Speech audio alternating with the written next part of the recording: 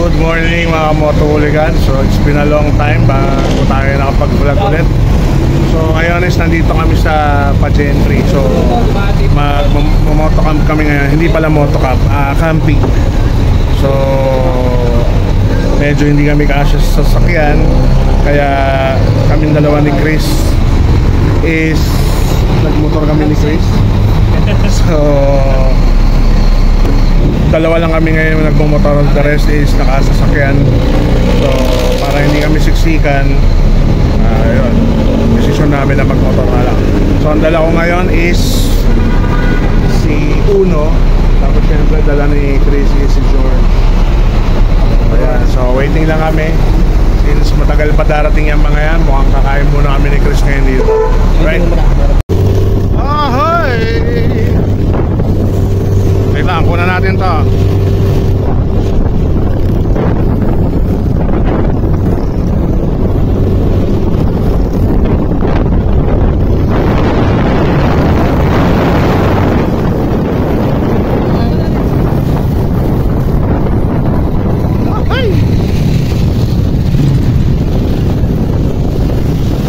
Sa'yo na ano?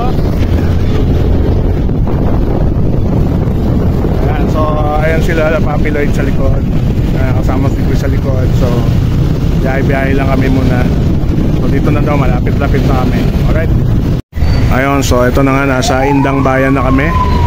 Stop over lang daw para bumili ng Jollibee. Ayan. Sumayaw ka. Ayan. So ito ang aking fellow rider for today. Yes sir, racing. Ayan, doon kami. So baka mamili na lang kami dito sa palengke. Then bili na mga food dumps para sa campsite. Ayan. Ililibre ba tayo nito? Libre tayo, initan tayo no? Ginusto niya yan, di ba? Wow, ginusto namin talaga. Ginusto namin.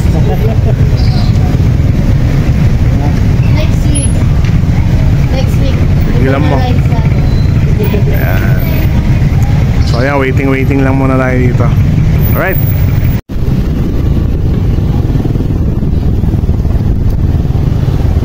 Okay, so malapit na kami sa campsite. So iwan na natin tong video para makita. Ayan sila Papi Lloyd nasa harapan. Sa kanyan si Madam Kim, si Ma'am si Apple. Kasama natin syempre si Chris, the gorgeous George. Ayan, so ano kami dyan. So liblib na po to mga kamoto hooligans. So after ilang months, ngayon na lang ulit kami makakapag-camping. Nagkataon pa na dalawa lang kami nagmotor ni Chris, tapos the rest is magsasakyan. So ito is biglaang invite lang ni Papi Mont kasi umuwi si Madam, ang kanyang wife. Meron silang guest na British. So ang gusto is camping. So tatatlo lang sila, kaya syempre hinatak na kaming mga pwedeng sumama. So today is Friday, February 9. So hanggang bukas kami ng Saturday. So ano lang to, quick camp lang to, makatakas lang muna sa ulo at kung ano stress. So mag-unwind muna tayo. So ayun. So masaya naman dito. Minsan masarap talaga pumunta sa mga unfamiliar places. So first time namin lahat to. So nakita lang namin to, nakita to nila Papi Mon online.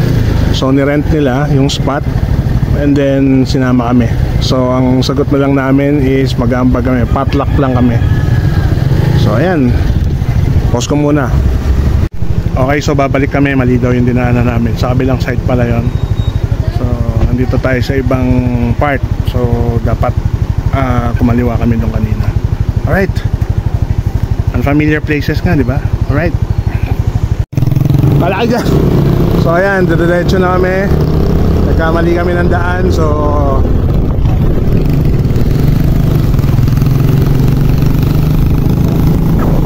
si Lloyd hindi nakatiis. So doon kami sa kabilang side.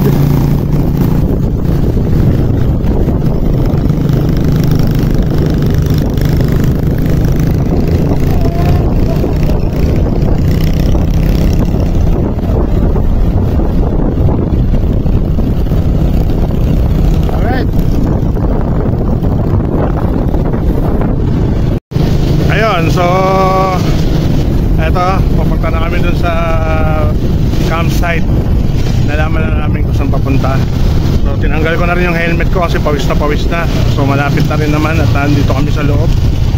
And I don't think na may magbabawal sa atin dito. Ayan, alright. So pataas na dito. Ayan. So okay, nagbabalik, binaliktad ko lang ang camera. So medyo makitid ang daan dito. So ngayon na lang ulit ako nakapagmotor ng malayo. And it feels good dahil nakapag-unwind tayo. At syempre nga, itong mga lugar na dinadayo natin is yung mga hindi pa namin talaga napupuntahan. So within Cavite kasi napakadaming campsite dito na hindi pa namin na-explore. So thankfully is na-invite tayo nila Papi Mon para sumama sa kanila sa camping na to. At syempre lahat ng mga pwede is nag-go agad. Medyo marami lang hindi nakasama dahil hindi ubra sa schedule. Pero eto na.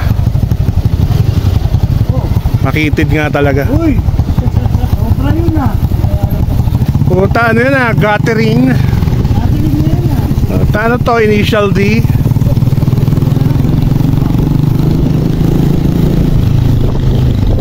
Alright.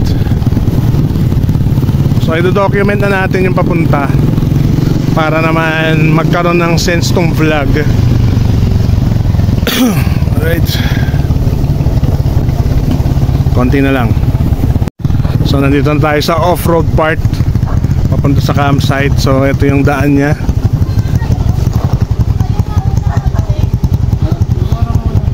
Mauna daw kami. So namatay sila, mauna na ako.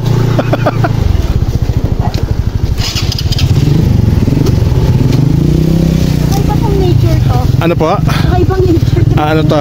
Ginagawa natin.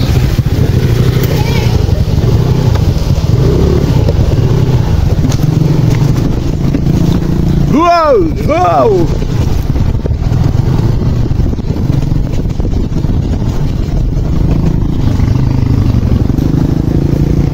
Parang may sumabit na kung ano sa gulong ko ah.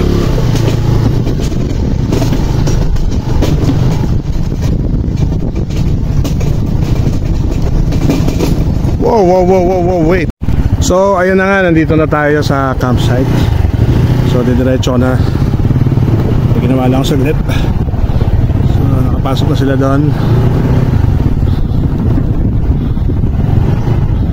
Good spot. Ang daming doggies dito. Ayan. So dito tayo. Alright. Hello everybody.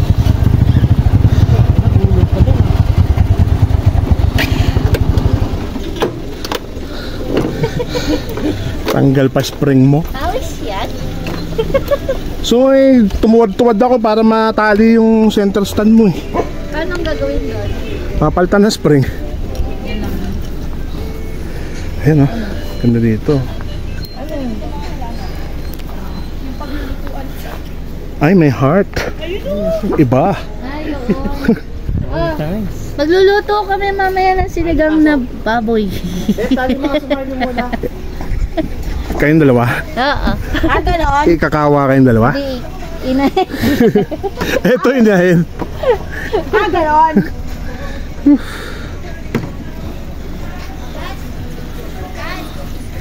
So ayun na nga, nakakainan na sila dito. So, bumili muna ng Jollibee para ano. Mas daming abangers oh. Yan. Manghang to ah. Abangers. Diyan ka lang. Ay, wag mo daw bibigyan yung mga aso. Ayan, so dumating na rin sila Papi Mond. So i-atras nila para yung owning nila is magamit nila dito.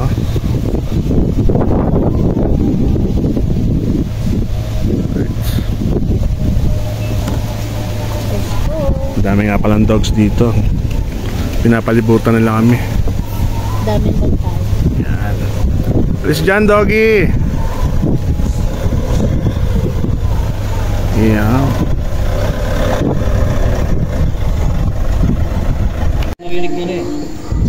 Okay, so gumagawa na sila ng ensalada. Tapos na ako mag-ihaw. Silin lang kami dito. Barley.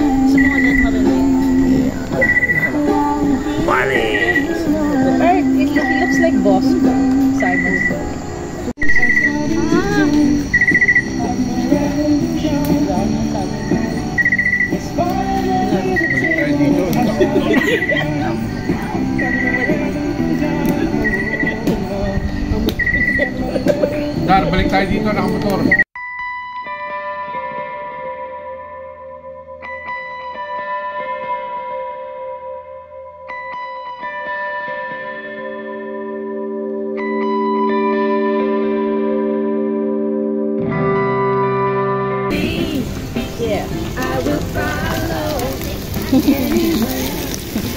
Jollibee dancing. Siyang may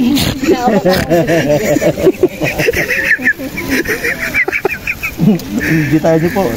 So ayun na nga, gaya ng inaasahan ko, hindi ako nakapag-vlog masyado dahil mas in-enjoy ko yung nature trip namin. Tsaka nag-unwind, nag-relax. So kung ano man yung nakikita nyo ngayon is yan na lang yung mga highlights natin na kinuha syempre ni Papi Lloyd. So hiningi ko na lang yung mga clips niya or yung reels na na-edit niya para ihalo dito sa vlog. So minsan talaga kailangan natin mag-relax, lalo na kung masyado ka na nakatutok sa work, masyado ka na stress sa trabaho at mga bagay. So kailangan mo rin ng pahinga, kailangan rin yan ng mental health mo. Kailangan mo mag-unwind, umalis, enjoy nature, tumakas sa modernong pamumuhay natin dito, umalis sa internet at kung ano-ano pa. So yun ang dapat natin kinukonsider sa buhay natin. Ang importante sa atin is yung kaligayahan natin na makapag-isip at makaramdam ng panatag na kalooban sa lahat ng bagay. Enjoy natin nature, mag-explore tayo. Isa lang ang buhay natin, kaya dapat ine-enjoy natin lahat yan. So every time na magkakaroon ka ng chance na gawin para tuparin yon, is gawin mo. At huwag mong hayaan na makulong ka sa paulit-ulit na ginagawa mo sa araw-araw na kailangan mong harapin sa buhay. Kailangan mo ng escape talaga para makapag-isip ng tama, makapag-relax at makaramdam ng napakagaang na pakiramdam para lang magawa lahat ng gusto mo. So sa tulong ng mga kasama, mga kaibigan, i-cherish nyo lahat yung moment na yan, dahil yung mga bagay na yan, mas magandang makip natin yan sa puso at isip kaysa yung mga negatibo at mga nangyayari na paulit-ulit na nagbibigay sa atin ng stress. Kaya ito, enjoy the rest of the video. Mapakita ko man lang yung highlight at mga happening sa campsite. At maraming salamat syempre kay Papi Mod and kay Madam Jo para sa isang napakasayang outing na ibinigay niya sa amin dahil isinama niya kaming MHG. So solid camping, solid food, solid company, solid place. As always, basta magkakasama ang MHG, sobrang good vibes lang, sobrang chill, sobrang saya, walang negative, walang kahit anong stress na ibibigay sa'yo. So ayan yung umaga namin, sobrang saya. Tapos coffee, breakfast, then nagpunta tayo sa baba, which is yung isa sa highlight ng place is yung Batis. So in-experience namin lahat yan. So sobrang solid nitong camping na to. And I think babalik kami ng the whole MHG para mag-camping ulit. At this time magmumotorsiklo kaming lahat para naman mas ma-experience din ng lahat yung experience namin ni Chris, dahil solid yung ride namin ni Chris kahit dalawa lang kami papunta at pauwi. So ayan, si Papi Lloyd, inggit na inggit yan sa pagmumotor. Walang choice kasi kailangan niya magtrabaho online. So dun siya sa van nila. At ayan, mukha akong tanga, pasayaw-sayaw ako dyan. Sobrang positive kasi, sobrang saya ng moment na yan. Kaya bihira niyo makikita yan. Kasi nga, basta relaxing at nagkaroon ako ng magandang pahinga, sigurado masaya ang gising ko. So ayan, enjoy the rest of the video guys. Piliin natin maging masaya sa araw-araw. Stay positive at enjoy life. Choose life. Alright? So ayan yung papunta sa ibaba pala. Yan, napakalabig ng tubig dyan. Yan nga pala si DM, yung anak ni Papi Lloyd. So siya yung kasama namin magbatis sa time na yan. So yan, sobrang ganda, sobrang aliwalas, sobrang presko, sobrang sarap maligo at ang ganda ng lugar. So yan, Magpapaalam na muna tayo at sana magkita-kita tayong muli. Enjoy lang, Moto Hooligans lang, malakas. Alright, salamat sa pagsama at panonood. Magkita-kita ulit tayo sa susunod na camping at sigurado madudugtungan to asap. Dahil matagal-tagal tayong nabakante sa mga ride-ride na yan, mga camping. So this time, it's time to babalikan natin ang mga hilig na medyo nakalimutan natin ng mga ilang buwan. Dahil nga sa sobrang busy ng buhay at trabaho, nakakalimutan na natin na kailangan din natin ng break sa lahat ng bagay. At ayun na nga, enjoy lang, diba? Yun naman dapat ang ginagawa nating lahat eh. Ayan, so magpapaalam na kami niyan. At talagang weekend well spent kasama ng mga friends. So ayun mga kamoto hooligans, back to reality na ulit tayo. At least nakapag-relax kahit overnight lang. So maraming salamat sa pagsubaybay at panonood ng mga vlogs natin. So dito na muna tayo at magpapaalam na muna ang inyong lingkod. This is the Goon speaking and I'm fucking out.